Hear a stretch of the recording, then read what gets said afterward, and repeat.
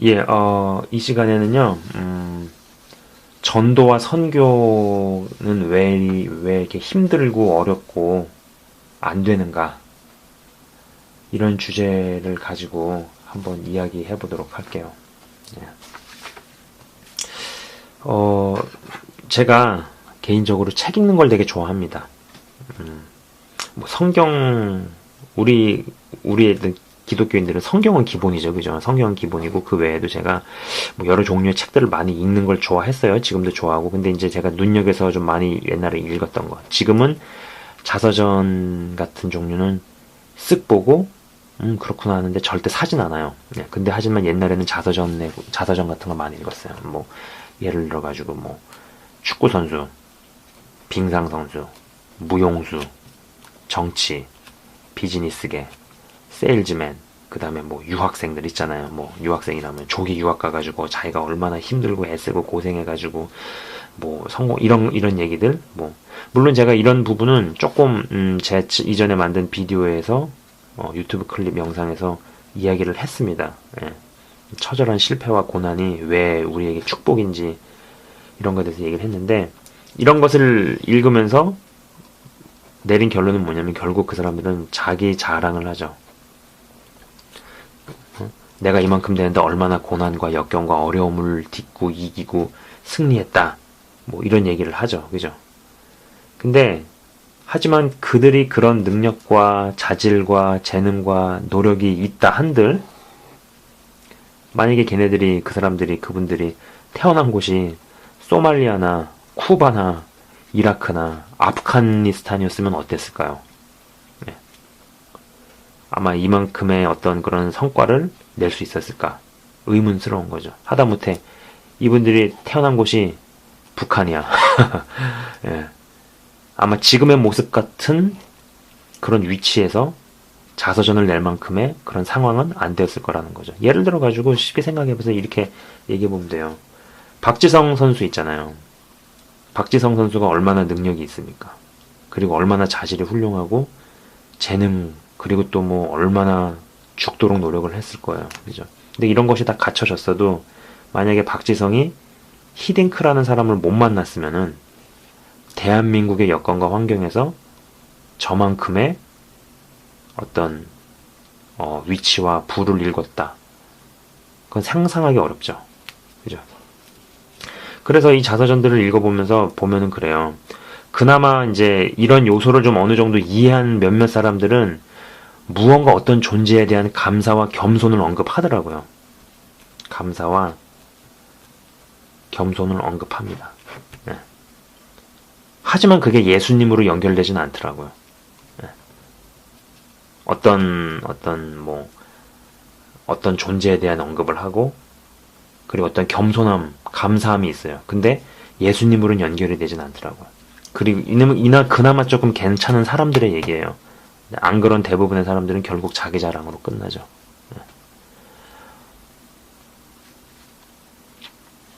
근데 제가 이제 그거를 읽으면서 드는 생각이 뭐냐면은, 예수는 모르는데 대단히 성경적인 사고방식이 많더라는 겁니다. 대단히 어떤 철학이나 사상이 훌륭하다는 거예요. 그걸 부인을 할 수가 없어요. 야, 이러니까 이 사람들이 예수를 몰라도, 예수를 안 믿어도 성공을 하는구나. 혹은 존경을 받는구나. 혹은 어떤 영향력을 미치는구나. 이런 생각을 하게 된 거죠. 여러 가지가 있겠지만 생각나는 몇 가지, 한 3가지 정도만 가지고 얘기를 해볼게요. 제가 어떤 경영자의 책을 봤습니다. 그 사람이 누구고 어떤 분야인지는 뭐 얘기를 하고 싶진 않아요. 뭐 그렇게 얘기하자면 딴 얘기도 많이 해야겠으니까. 근데 이제 그분이 이제 쓴 어떤 자서전 중에 어떤 얘기가 나오냐면, 인재 한 명이 수천 명을 먹여 살린다. 뭐 이런 얘기를 한 거예요. 그래가지고 뭐 이제 각 사장단 이런 사람들한테 인재를 확보하는데 총력을 기울여라. 필요하면은 회장 전용기 갖다 써라. 인재 하나 잡을 수 있으면은. 이런 얘기를 한 거죠. 이걸 보면서 물론 이제 그분이 기업 경영을 하는데 뭐 여러 가지 문제도 많이 나왔어요. 그리고 실제로 뭐 그렇게 다 윤리적이지만은 않을 거라고 생각을 합니다. 근데 이제 어쨌거나 인재 한 명이 수천 명을 먹여 살린다. 그런 얘기를 한 거예요. 그걸 보면서 저는 야, 이 사람이 굉장히 성경적인 철학을 가지고 있구나. 사고방식을 갖고 있구나. 예수는 안 믿어도. 그러면 저는 이게 어떤 거랑 오버랩이 됐냐면은 히스기야 왕이 예, 아수르에서 18만 5천 명이 쳐들어왔잖아요. 근데 히스기야가 기도를 하죠. 그리고 그 기도가 응답이 돼가지고 18만 5천 명이 자다가 송장이 됐죠. 자다가 죽어버렸어요. 그리고 아침에 깨어나가지고 그걸 본 왕은 완전 패닉에 빠지겠죠. 얼마나 무섭겠어요. 너무 놀래가지고 그냥 돌아가 버리죠. 주랭랑을 치고 주랭랑 쳐가지고 자기 나라 와가지고 자기네 나라가 섬기는 신한테 제사 드리다가 암살당하죠. 예. 이거 하나만 봐도 하나님 입장에서 볼 때는 히스기야의 밸류가 18만 5천 명을 합친 밸류보다 더 컸다라는 거죠. 그죠? 자, 또 한 사람이 있어요. 이 사람은 운동선수인데 이 사람이 물론 자서전에서 제가 본 것 같지는 않지만 어떤 방송 프로에서 봤는데 이 사람이 무슨 얘기를 하냐면은 나는 그 종목, 해당 종목을 정말 잘하고 싶다고. 잘하고 싶지만 유명해지긴 싫다고. 이런 말을 하는 거예요. 제가 이 인터뷰 대목을 보고 깜짝 놀랐습니다. 깜짝 놀랐어요. 그리고 제가 그런 결론을 내렸죠. 저 친구는 운동선수로 성공 이전에 이미 인생을 성공했구나. 저는 앞으로도 잘 되겠다. 제가 그렇게 결론을 내렸어요. 자, 이걸 한번 버전을 바꿔볼게요. 예를 들면 그런 거예요. 나는 예수를 정말 잘 믿고 싶지만 유명해지긴 싫다. 이렇게 얘기할 수 있잖아요. 그죠? 근데 한번 생각해보세요. 이게 아이러니에요, 근데 이 말이.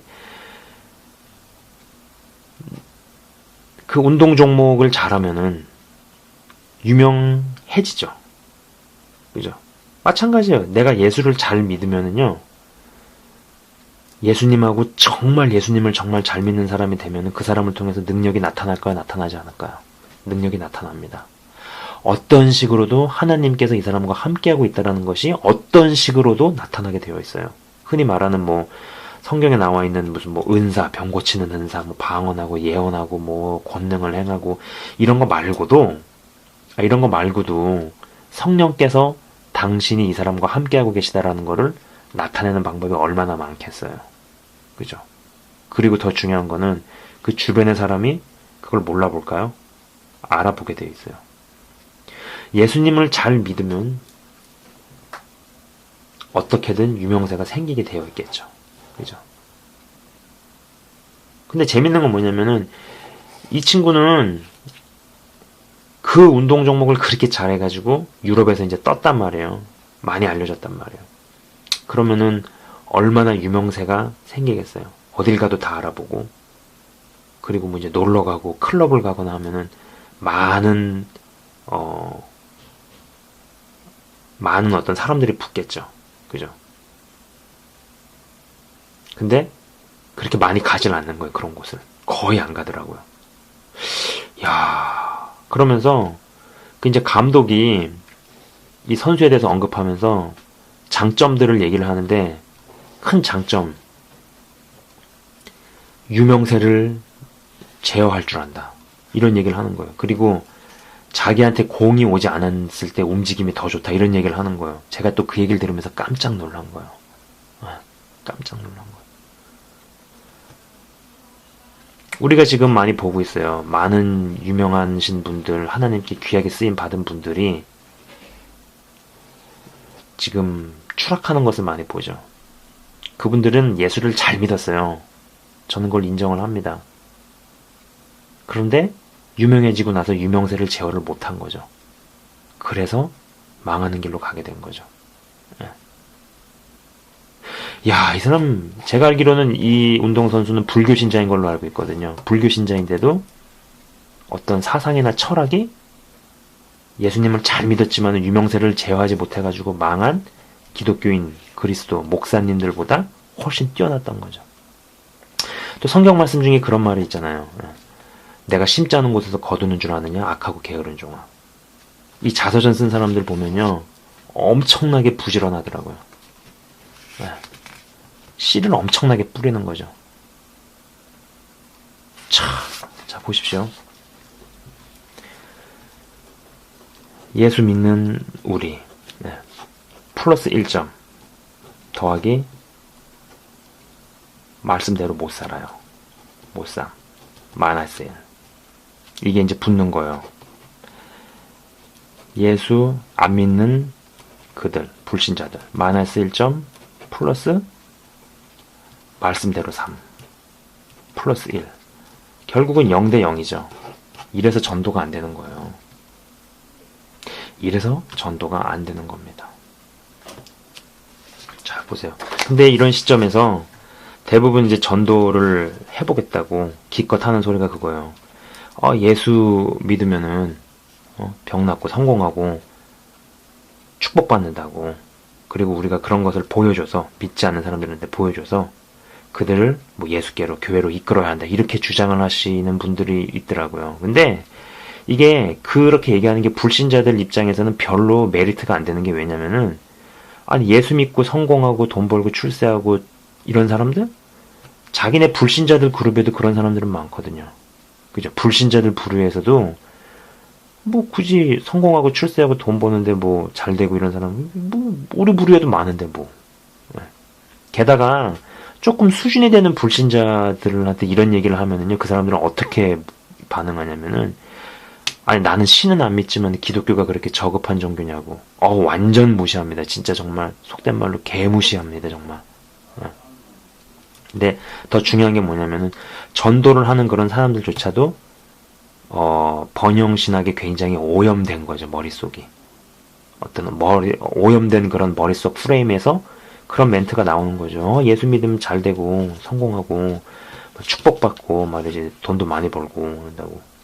그거 벌써 자체가 어떤 그 사람의 프레임 자체가 오염됐다라는 걸 보여주는 거죠. 되려 그 사람들이 깨지려면은 예수 믿고 따르는데 따르다가 실패했어요. 망하고 힘들어졌는데도 주님 한 분만으로 진정으로 기뻐하는 모습이 나타나잖아요. 그리고 또 그걸 보게 되잖아요. 불신자들은 그때 충격을 먹는 거예요.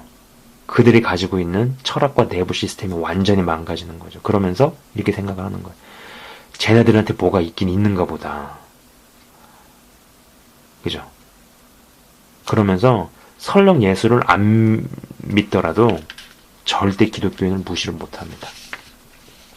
제가 신학교에서 이제 공부를 할 때, 지금도 신학교에 재학 중이지만은, 그때 읽은 어떤 그 다큐멘테이션? 어떤 문서들에서 어떤 걸 봤냐면은, 초대교회에서 순교자들 얘기를 본 거예요. 그래서 이제 뭐 비밀리에 예수님을 믿다가 이제 잡혔죠. 그래가지고 이제 이 사람들이 뭐 로마 어떤 뭐 검투사들 싸우는 그런 극장 같은 데서 이제 죽게 돼 있는 거예요. 뭐 한 명은 사자한테 물려 죽게 돼 있고, 한 명은 무슨 멧돼지가 쳐 죽이고, 한 명은 뭐 곰이 때려, 이렇게 순번이 정해져 있었나 봐요.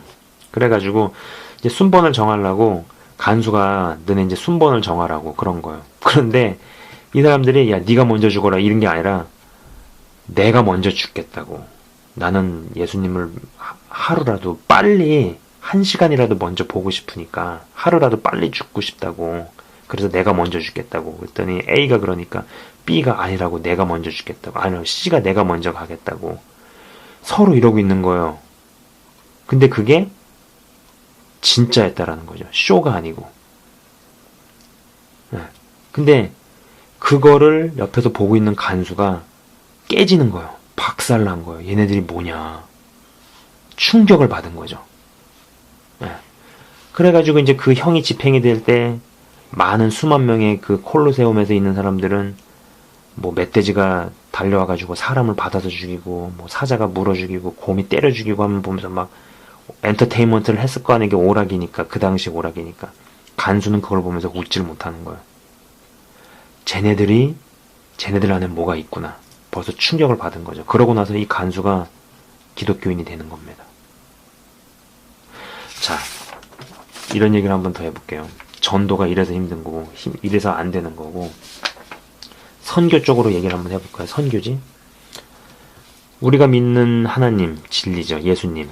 그죠? 근데, 목숨을 안 걸죠. 플러스 1점, 마이너스 1점. 여기는 그들이 믿는 신은 비진리죠. 특히 이슬람.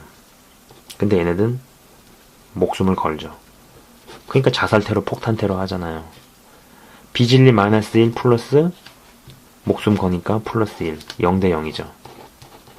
이래서 제3선교랑 이슬람권 선교가 힘든 거예요. 0대 0이니까. 오해 없이 들어주시길 바라요. 선교지에서 복음 전도하고 그 외에 갖가지 복음 전도를 위해서 하는 활동이 필요한 겁니다. 중요하죠. 필요한 거고. 헌데 정말 현지인들의 정신세계에 충격을 가는 건요. 선교사가 목숨을 걸 때예요. 예를 들어가지고 미전도 종족에서 어떤 분이 막 복음을 열심히 전했단 말이에요. 사역하고. 그럼 물론 그때도 그것도 필요한 것이고 그때 영향을 받고 제자도 만들어지고 하겠지만은 그러다가 이 미전도 종족 국가에서 예를 편의상 C국이라고 합시다. C국에서 전쟁이 난 거예요. 전쟁이 났는데 이 선교사가 현지에 남았어. 안 가기로 하고 남았어요. 현지인들은 그때 깨지는 겁니다. 저도 어떤 기회가 돼가지고 그런 미전도 종족 국가 몇 번 가본 적이 있어요. 몇 번을 한 번 갔구나. 작년에 한 번 갔었어요. 갔는데 제가 그 현지인들을 만나면서 느낀 어떤 임프레션은 뭐냐면은 나라가 못 산다고 사람이 멍청하진 않더라고요. 나라가 그냥 못 살 뿐이지 사람이 멍청하지 않고 볼 거 다 보고 생각할 거 다 보고 잴 거 다 재고 머리 회전이 굉장히 빠르더라고요. 그런 얘기는 뭐냐면은 그런 사람들이 선교사를 만나서 올 때는 일단 자기네들이 필요한 게 있고 아쉬운 게 있으니까 들러는 붙지만은 그래서 어떤 척은 할 수 있는 거죠. 믿는 척, 하나님을 받아들인 척. 그러고 나가지고 자기네가 생각하고 있는 것이 선교사를 통해서 뭔가 해결이 되면 그때 입 싹 찢고 연락 끊어버리고 잠적해버리고 이런 경우도 많잖아요. 그죠? 근데 이제 그러한 때 자기 권리를 포기해버리고 남아버리는 거예요. 자국으로 철수할 수 있음에도 불구하고 이 나라에 남는 거죠. 이때부터 진짜 현지인들은 그나마 좀 능력 있고 머리가 또릿또릿하게 돌아가는 사람들은 그때 이제 깨지기 시작하는 거죠. 야, 과연 저 사람이 믿는 신이 누군데 자기 권리를 포기하고 목숨을 거네? 이때는요, 이쯤 되면은 굳이 힘들게 전도 안 하고 복음 안 전해도 지들이 알아서 성경을 읽기 시작해요. 지들이 알아서 예수님께 나오기 시작을 합니다. 물론 정말 제가 목숨 걸고 선교하시는 분들이 꽤 있다라고 저는 생각을 합니다. 근데 다 그렇지는 않은 것 같아요. 왜냐면은 종종 이렇게 짝퉁 선교사들에 대한 어떤 이야기들, 그런 어떤 소식들을 접하고 경로를 통해서 알게 되면은 이래서 힘들구나. 안 그래도 가뜩이나 가려고 하지 않는 나라잖아요. 아프가니스탄이니 무슨 시리아니 레바논 누가 선교사로 나갑니까 사실. 가뜩이나 가지 않는 나라에 그나마 갔다고 해가지고 목숨을 못 거니까 그럼 그 나라는 그냥 예수님 모르고 다 죽게 내비두시나요 하나님께서? 아니잖아요. 그러니까 하나님이 이제 직접 가시는 거예요. 자다가 꿈에 나타나시는 거죠. 이란 같은 경우에는 자다가 꿈에 나타나셔가지고 동네에 2만 명이 산다. 그럼 2만 명이 동시에 똑같은 꿈을 꾼 거예요. 그리고 2만 명이 한꺼번에 돌아오고 이런 일들이 지금 벌어지고 있잖아요. 그죠? 이게 참 슬픈 얘기인데 보세요. 예전에 샘물교회에서 선교를 가는데 아프간에서 피납이 됐잖아요. 그죠? 피납 되기 바로 전까지만 해도 이 선교 붐 같은 게 일어가지고 교회마다 종족을 입양하자 해서 뭐 미전도 종족 한 국가씩을 교회가 입양해서 막 기도회 하고 막 굉장히 어떤 붐이 있었어요. 있다가 이제 샘물교회에서 피납됐단 말이에요. 그래가지고 실제로 몇 명 죽었잖아요. 2분인가. 그래가지고 뭐 교회에서도 막 정부가 위험국가로 지정한 데를 왜 가느냐 가지고 막 말이 많았잖아요. 근데 참 웃긴 게 뭐냐면 그 뒤에 있다가 연평도에서 폭격 사건이 일어났죠. 북한이 포로 쏴가지고. 근데 연평도 사건이 있은 다음에 해병대 자원 입대하겠다는 사람들이 줄을 쓴 거예요. 예. 야, 국가가 위험에 빠졌다. 해병대 가자. 그래서 막 해병대 출신 아버지들은 야, 너 뭐하고 있냐. 해병대 보내고 막 외국에서도 뭐 유학하다가 들어와서 해병대 가고 그러죠. 그래가지고 막 제발 좀 그만 좀 오라고. 우리도 못 받는다고 막 이런 거예요. 한번 이렇게 생각을 해보자고요. 이때 아프간에서 2명이 피납을 당해서 죽었단 말이에요.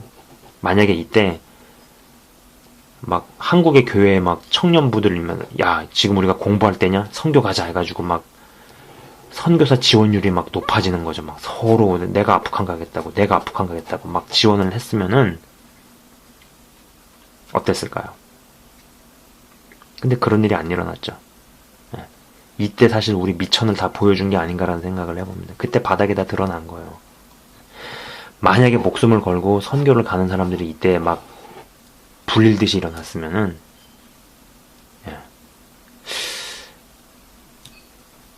예수 안 믿는 사람들이 우리를 개독이라고 공격을 할 수 있을까? 못할 겁니다. 둘 중에 하나예요.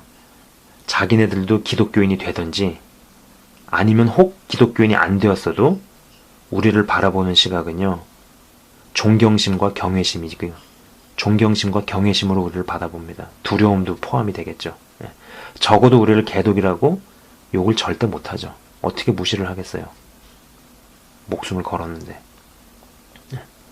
근데 2명 죽고 나가지고 열기가 팍 식었죠. 그리고 많은 교회에서 하던 어떤 뭐 종족 입양, 뭐 기도회 없어졌죠. 미천이 다 드러난 거예요. 진리를 믿는 데는 우리가 목숨을 안 거는 거죠. 근데 비진리를 믿는 애들이 목숨을 거는 거예요. 그러니까는 이슬람권 선교, 중동 선교가 힘든 거예요. 힘든 거라고요. 아프간 사건 뒤에 기독교인들이 아프간 선교 가겠다고 구름대같이 일어났으면은 우리가 믿는 이 기독교가 이렇게 연약한 게 아니라는 거죠. 그죠? 고로 전도와 선교가 힘들고 어렵고 안 되는 이유는 하나님 탓도 아니고 환경 탓도 아니고 우리를 개독교라고 막 공격하는 불신자들도 아니고 바로 우리 때문입니다. 우리 때문에. 예. 지금까지 이제 선교가 힘들고 또 전도가 힘든 이유에 대해서 이렇게 이야기를 해보았습니다. 여러분들도 한번 잘 생각을 해보시고 내가 과연 진리를 믿고 있지만 말씀대로 살고 있는지, 내가 선교를 꿈꾸고 선교를 가겠다고 희망을 하고 있지만은 주를 위해서 정말 목숨을 집어던질, 목숨을 걸 그런 역량이 되는지, 만들어져 가고 있는지 이런 부분들을 잘 생각을 해보세요. 요것만 되면은요, 그 다음에는 폭발적으로 하나님의 나라를 세우고 어둠에서 영혼들을 끌어내고 사람들을 전도해서 주께로 이끌 수 있습니다. 예. 지금까지 영상을 시청해주신 분들께 감사드립니다. 감사합니다.